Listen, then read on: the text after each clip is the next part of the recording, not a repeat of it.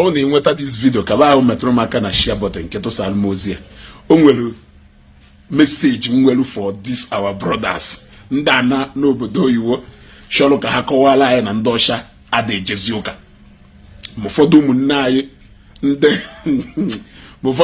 anyị ndị cross ọrụ border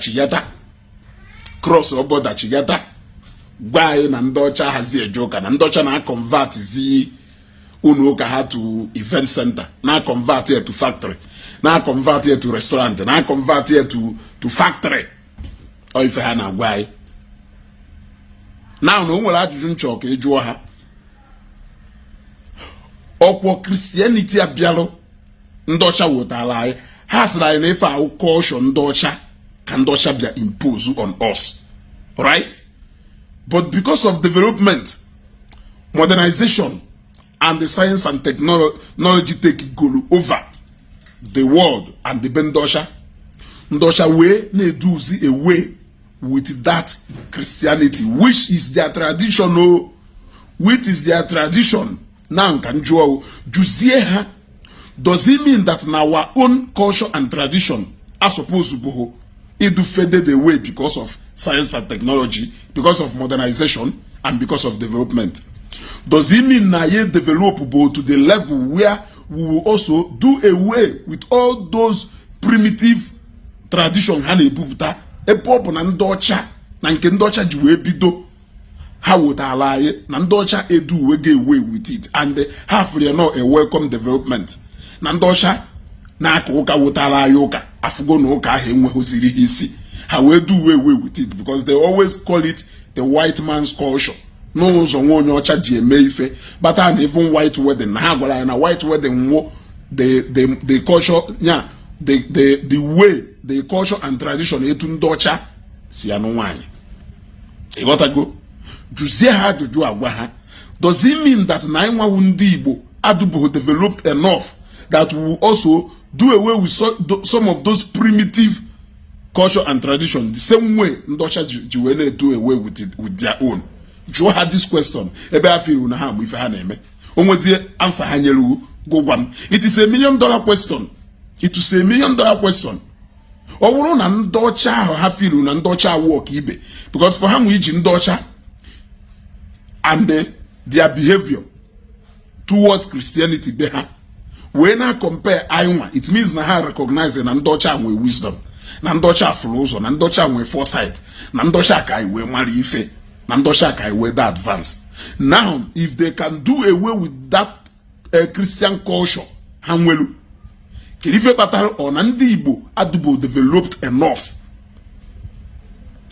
he do away with some of these primitive cultures and tradition. Hanwelu, Kiluka how you see celebrate in Docha that they are throwing away their own, that they are no more practicing their own, which they considered not to. Very okay, and they even went as far as taking that gospel to so many countries. Obolo hana na ha celebrate ndosha, na adore ndosha, na eto ndosha, na praise ndosha for doing away with that same tradition has in on ndosha. Why have you just encourage you to go back to your own primitive one? Why would they be advising you to go back to your own primitive ones, your own outdated ones? And our son so he embraces science and technology. In our son so he embraces the spirit of development. In our son so he got with the modernization agenda na bagari na the whole world. Keta. Oh, ne jo hard job. Why have an answer? No, $1 million question. Ufunye ni me ha biya kowalo nya. Eya half ha from pillar to post. Haya he bito bagarewa. Haya he bubata the whole logic. Ima no ne me ha kucha he kugarekwa. Hapu kucha ije kwa jide ha nefa hapulu he kugarewa kwa again. You got to go. Joy hard to do it. Habia say ebe ona ha mu ife. Ebe ona ha mu ife. Eh? Is it not high time ayi ebido turn over all those places ebe nde Dr. Somborogu na mba ifiano. I turn over her into a cultural site ebe nde mmadu ya de retreat. Ebe nde mmadu ya de Kerifa na-akpọ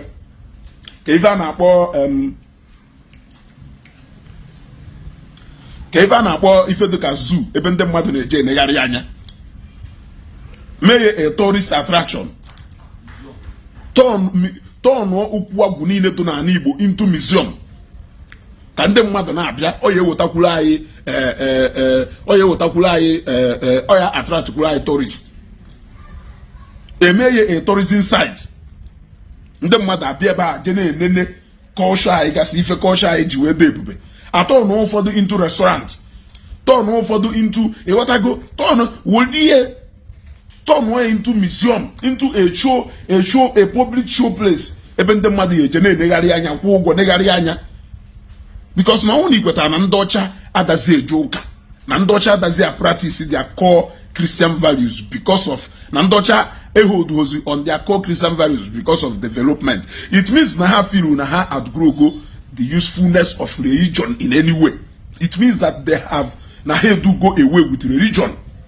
Now, if ndị ọcha can do away with religion and you are celebrating them, why are you still promoting your own traditional religion? Olubohogi ya outgrown ye. Oh, na ndị ọcha feel na nke ha dohoziri ha useful. Na nke ha wotala ye. Na odohoziri ha useful.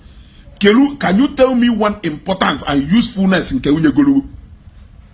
So if you are praising them, you should also be encouraging us to move away from that traditional religion, because Nandocha do go away with their own brain. Go baranka, oporo keta, or this one unkuru. The flood go open. Norze keta habute logic in the police bata. Managwa go mono. The best thing to do is to use their words against them. They are be common or common, but how old the kid? We shop down on Nina na case go no way for name. How old?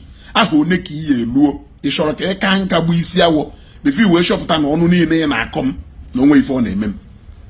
Nka ya de megi na komo onu iye kugido control mmiri do no agwu. Omuke na agwa. Omuke na agwa azu anuka. Azu anuka kambo ine ikucha ine ekulo onwe. Ikucha ine ekulo onwe. This is $1 million question, and I am waiting for somebody who will constructively answer this question for me. Don't bring your mischief na this comment section. You got na? Don't answer me this question. It is $1 million question, and I am waiting for somebody who will answer me this question.